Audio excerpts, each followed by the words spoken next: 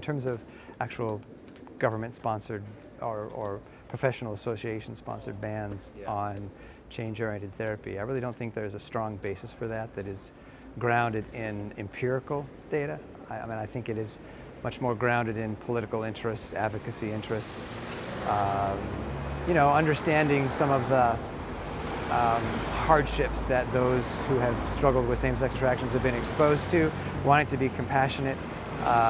But it really is not compassionate to ban something on basis of misinformation or a lack of information at the very least. People base the idea that reparative therapy is harmful upon some studies that have been strongly questioned.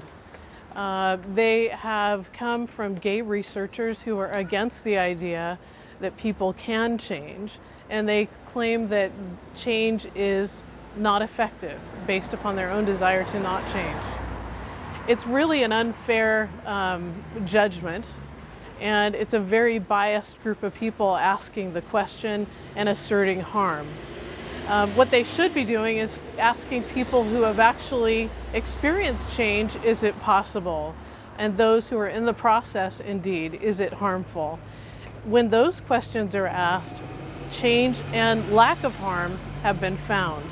So the bias is clearly visible. It's a politics version of science that has been asserted at this point. I think it's sometimes hard to debunk the myth that persons are born gay, because sometimes these attractions can be very difficult to deal with in life. And so a way of rationalizing it and explaining it and justifying the behavior is saying that there's no part of my involvement in this activity. But any activity based on innate desires involves a certain degree of human choice. We're not simply biological robots. We're not the sum total of our biological urges. We're people with minds and reason and spirit, and we have the capacity to lead lives that are sometimes counter to desires that we experience. And we even have some ability to be able to manage impulses and even to receive therapeutic help, renewing our minds in such a way in which we can experience reduction of intensity of the urges or even altering of the urges to some limited extent. Ultimately, people want always to justify what they want to do, when they want to do it, with whom they want to do it with.